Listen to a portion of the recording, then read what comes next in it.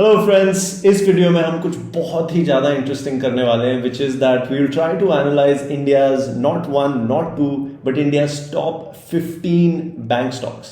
And before we get to the analysis part, I have a very small request which is that अगर आपको इस video के बारे में कुछ भी पसंद आए so please click on the like button, share it with other people, and most importantly please consider subscribing to the channel, because for a new beginning YouTube channel for mine, every subscriber is very, very encouraging.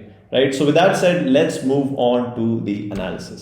How to analyze India's top 15 bank stocks in under 5 minutes, even if you are a complete beginner. Let's get started. So the main raw material for a bank is money, right? It borrows money from depositors at, let's say, 5%, repackages the same money and lends it at, let's say, 12%, right? It earns in the form of EMIs, for interest income. It has to now pay back the interest because it has borrowed money from people or companies in the first place, and what we get remaining is the net interest income. Now on top of that, the bank also earns in the form of other income. This is usually fees and commissions. So let's say ATM fees, you have debit credit card, you have issuance fee or reissuance fee, you have transactions fee, you have loan processing fee, you name it, the bank will charge you a fee for it, right? So that becomes total income. Now from the total income, we have to now take care of our expenses, right? One of the biggest expense is operating expenses. So what's operating expenses? Now you have salaries to pay to staff, right? We have thousands and thousands of staff. You have branches, so you have to make sure that the branches are maintained in the best condition. You have furniture, you have to pay the rent, you have to take care of electricity, all of that associated with branches. Then you also have to pay technology costs, right? Because banking more and more is becoming increasingly about the softwares and the technology and the IT systems. So you have to take care of that as well. These are the operating expenses.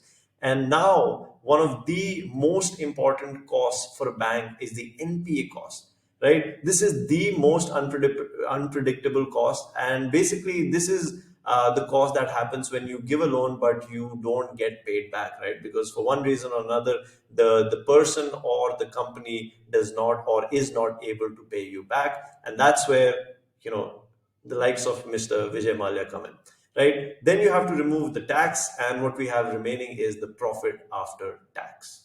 But now the question is how to decide whether a bank stock is a potentially good investment or not. And we're going to do that using three key parameters. We use these parameters to filter down from the list of 15 stocks, right? So what are these parameters? The first one is, for every 100 rupees of total assets, how much net interest income can a bank generate? And this is one of the most the first key driver in the overall ROA tree. Now, ROA tree is a framework we use to analyze and understand bank stocks, and I made a detailed video on that with 4-5 case studies. I'll link it somewhere. Please check it out. Right. So that's the first key parameter. The second one is the NPA ratio. So for every 100 rupees of total assets, how much NPAs, right? How much of those loans have turned bad, which means we're not getting paid? What is that percentage? And because it's a cost, we want this to be as low as possible. And the third and finally, the most important metric, which is ROA, because it tells us about the efficiency, about the profitability, about the quality of a bank in one single ratio, which is ROA. For every 100 rupees of total assets, how much profit can a bank generate? So in our ROA video, we go into a lot of detail as to why net interest margins are so important, right? But let's use this data now to filter from the 15 bank stocks we have. This is net interest margin data from 2012 to June 2022. So nearly 10 years. And we have the 15 banks. So now what we want is to set up or decide on a cutoff limit. कि अगर इस percentage से ऊपर अगर होगा तो we'll keep the bank, otherwise we'll remove it, right? So it's a purely quantitative analysis, not necessarily a qualitative one. With that said, I think the 4% mark is a very, very good number, right? It's a high benchmark. And if we use that benchmark, we can see that HDFC Bank qualifies. We can see Kotak qualifies. ICICI recently is beginning to qualify. We have IndusInd Bank, Bandhan Bank, IDFC First Bank, City Union, and CSB. So out of our beginning list of 15 banks, we are down to 8 banks. अब इन 8 bank stocks को हम NPA ratio के filter के through put करेंगे. Again data पिछले 10 साढ़े 10 साल का है, and Here, agar hum cut off limit 5% again, but because this is a cost, we want it to be less than 5%. कुछ भी अगर पिछले 1 2 3 साल में less than 5% है, so that will qualify. If not, we will, remove it from our list. So HDFC Bank qualifies, Kotak qualifies, ICICI qualifies. पिछले 2 3 साल में you can see the improvement. Axis also qualifies, but if you notice, Axis already failed our net interest margin wala filter, so it's out.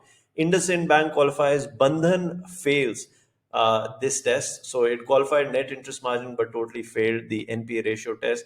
IDFC First qualifies. We have City Union and CSB also qualify. So out of the 8 banks, now we're down to 7 banks. And finally, coming to the ultimate litmus test for profitability, efficiency, and quality for a bank stock, which is return on assets. And यहाँ पे जो हम cut off रखने वाले हैं, which will be 1%. So anything under 1% will be totally unacceptable, right? So with that said, HDFC Bank qualifies, Kotak Bank qualifies, ICICI Bank qualifies. We have Axis and Axis Bank qualify again, but it has failed the other filters. IndusInd Bank qualifies. I have a side note on this in a few seconds. Then we have IDFC Bank, which has failed, right? So if you notice, IDFC Bank passed the net interest margin filter, it passed the NPA filter, but it could not pass the ultimate litmus test. Bandhan Bank has also failed the ROA test.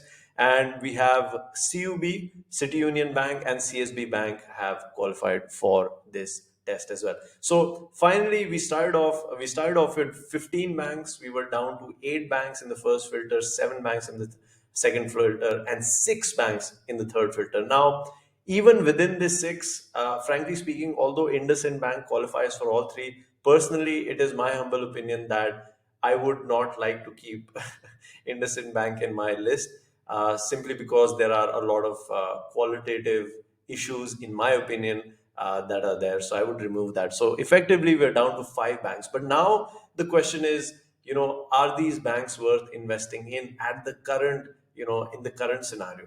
To answer that question, we have to understand, what is the growth we are expecting in the next 2 3 years? What are the current valuations? And are those valuations justified compared to the growth that we are expecting? And so those are questions that require a lot more time to answer. Of course, can't answer them in 5 minutes. But if you feel that that's something that you would like to see in the future, please leave comments on what bank we should cover first, where we can go into a lot more detail into the bank specifically, right? So hopefully this video has been somewhat insightful. And if you liked it, please click on the like button. Please consider subscribing. And thank you so much for watching.